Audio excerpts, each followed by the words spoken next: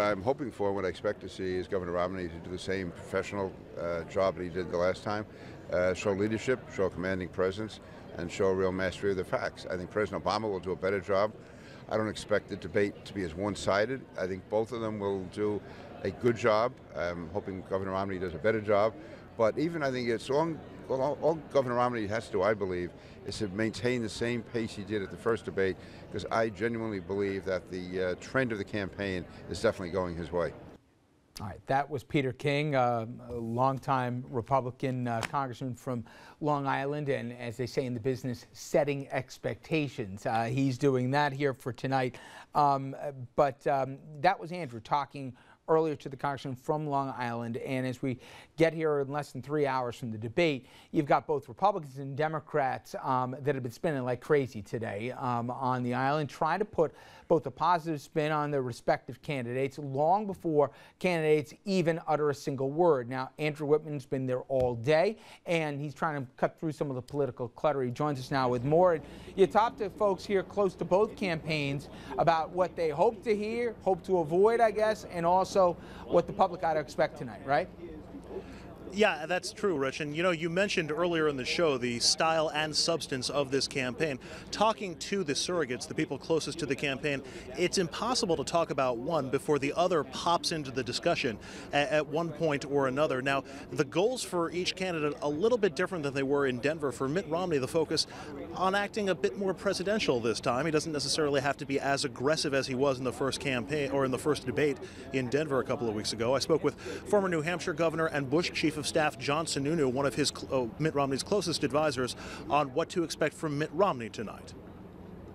I think this format tends to create a draw, so I think everybody's going to say, well, this one was a draw, and that means the president didn't do what he had to do to reverse the momentum.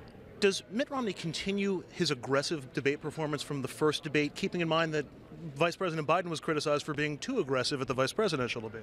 Well, I thought Biden looked like the star of an Army training film warning you about the horrors of over-caffeinating.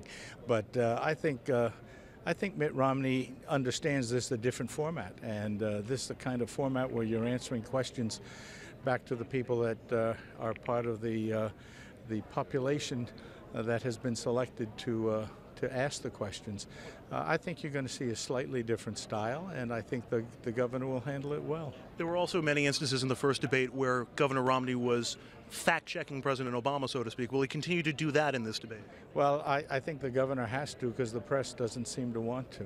The Republican ticket has come under some scrutiny for not giving specifics in terms of the taxes and what specific programs would cut or what loopholes would be cut.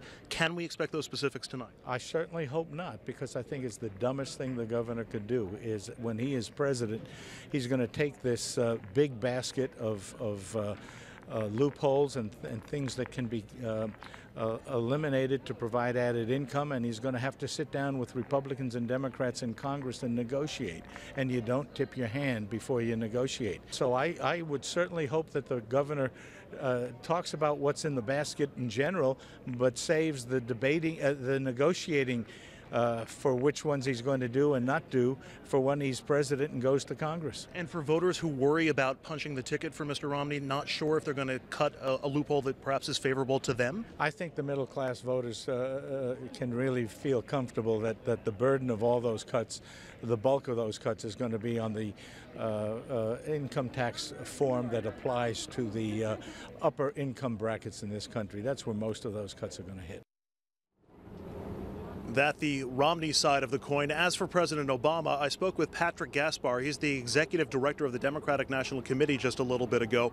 His approach and the president's approach tonight can be summed up like this. Hey, Democrats who are in a panic after the lackluster performance of the president, we're aware, we hear your complaints, and we're prepared to take steps. Take a listen. First of all, what should our viewers expect to see and hear from President Obama tonight? Well, tonight the American people are going to hear an energetic presentation from the president, where he's going to give a clear sense of where we've come from when he came into office, and we were bleeding 800,000 jobs a month, and we were mired in 2 wars overseas that we were paying for on a credit card. And he's going to walk the American people through the ways in which we've grown out this economy from the middle class out, growing 5.2 million jobs in the last 31 months, and really saving the American automobile industry and putting the middle class on the right track, and the president's going to lay out the vision for the future, how we're going to grow our economy by 1 million manufacturing jobs over the next 4 years, double our exports, recruit 100,000 science and math teachers, and by comparison, the president will make it clear that Mitt Romney and Paul Ryan's budget and their policies would drag us back to the crisis that we were digging ourselves out of, and that Mitt Romney really has no health care plan that would take care of folks with pre-existing conditions, and certainly has a tax plan that would balloon our deficits to the tune of $5 trillion while benefiting millionaires and billionaires to the detriment of the American middle class. Is the president and the campaign aware that in the first debate, particularly when it came to defending his term in office and laying out the agenda for the next 4 years, that the American people felt, or at least a lot of Democrats felt, like there wasn't a lot of there in the first debate? Well, I think that the story coming out of the first debate is that Mitt Romney put on a spectacular performance. It must take, well, it takes some brass, as Bill Clinton would say, to disavow every single position that this man has staked out in the last 2 years. We saw him run away from his immigration position, run away from his position on women's health care and women's right to get an equal pays work as a man does, and certainly run away from his tax policy as well. In the last debate, the president had a thoughtful conversation with the American people about his policies and the direction forward and how we're going to grow this economy from the middle out. And I think that tonight the president's going to bring a fair amount of energy in making the comparison between our course and where Romney and Ryan would drag us back to. That leads us to the style question, and how do you walk the fine line of being emphatic and countering what Mitt Romney says without seeming to be overly aggressive? Look, Barack Obama has been at this for some time. The American people know Barack Obama well, and they know that every single day he's rolling up his sleeves and working really hard on their behalf. And they know that there hasn't been a more thoughtful politician sitting in 1600 Pennsylvania Avenue. And one more note, these debates can be just as easily won or lost in the spin room as they can or are on stage from the candidates themselves. And walking around the spin room throughout the course of the day, far more Republicans than Democrats putting the early spin on this race. We assume that's going to even out as the night goes on. But, Rich, if the Democrats really want to reinforce President Obama's message tonight, they're going to need to do a better job and in better numbers hammering that message across after the debate ends. Let's send it back to you. All right, Andrew, thank you very much. We'll get the style in this for a second, but one thing that struck me, let's start with what Governor Sununu had to say. He better not give any details. And in talking about the loopholes specifically, you're a former CPA, and I'm not trying to bore our audience with too many numbers, but the idea that you can close the loopholes to pay for a 20% tax cut, nobody in their right mind says the numbers are there. In fact, the Joint Committee on Taxation, you were in Congress, highly respected nonpartisan group, CBO said the same thing. At most, that would account, if you close every single loophole known to mankind, 4%. So I know I'm talking probably too deep here, but the point is he going to have a problem tonight, the governor, when he tries to lay out, you can have it all. We'll cut taxes, but don't worry, the bottom line of America will be fine. We'll give it to the top end. He's not going to have a problem if he goes back and reminds the audience what President Obama promised 4 years ago. There was a debate in 2008. In that debate, he said, in my first term, I will reform Social Security and Medicare. Congressman, that's have you seen even any mention of changing maybe the ages or changing something else? Number two, with all due respect, I'm coming back to the issue of he gave a plan, and the president didn't know whether to blank or go blank, but he heard an idea saying, hey, I'll cut. It is a strategy, but at the end, the public's got a right to know, or maybe to say, what am I getting if I vote for this guy, or if I vote for this guy? Both sides have that strategy. What did Ryan say? Why didn't you give us any specifics on Social Security? You promised 4 years ago you would reform it. They wouldn't even talk about it. Let me try, Scott, the tax issue, right? And specifically the tax cuts. That everybody across the board will get a 20% reduction in their taxes, and they'll get paid for by cutting out the loopholes. The math doesn't add up, but does that ever get translated to the electorate tonight? Oh, it definitively is the issue that comes out of the debate. Can it get communicated in the sound? It's the president is going to do, I believe, a very good job at pinning the governor down to his hypocrisy, his contradictions, and the way the math just doesn't add up. and I think the CPA in the room will have to support the but you know fact what? that I you heard that just the don't last wanna time, get but then to remember, details. Dominic, Scott, 6 studies suggest X, and then we're going to get lost in the weeds here tonight. The people don't believe You any have numbers. you have to give. Now remember, I said that Governor Romney is ahead, so I've said that he's on Marginally, in the if you look at the polls, Okay, right. but listen, it's the con job that he's doing with the American people.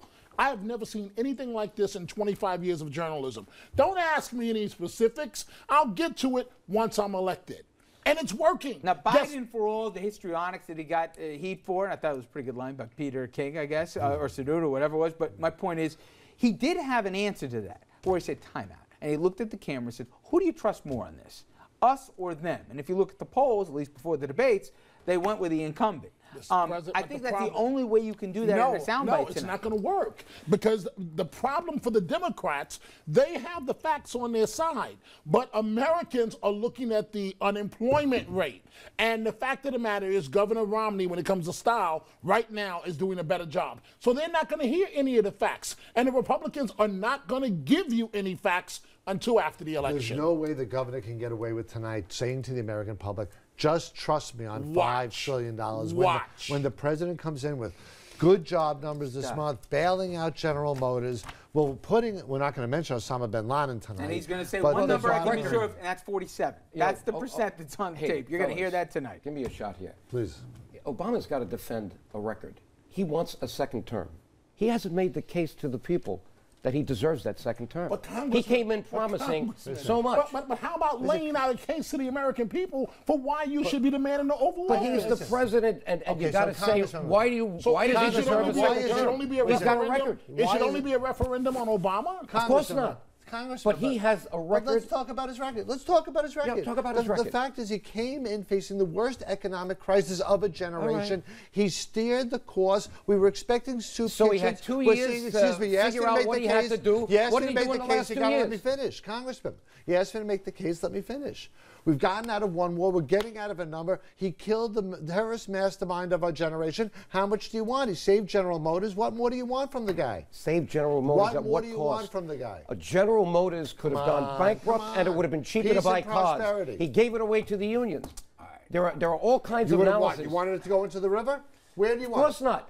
So what General was your- Motors can go bankrupt and still reorganize and Let operate. me take a quick break. When we come back here, we're going to have obviously a lot more, but I want to give a programming reminder. Again, complete coverage starting tonight right here, and then immediately following your reaction. Now, when we come back, we're going to get into some of those issues. We touched on it, as you can see, not a lot of consensus at the table here, but issues that we believe will come up tonight and what both candidates, if they're smart, ought to say. That's all coming up next on RFL. Stay with us.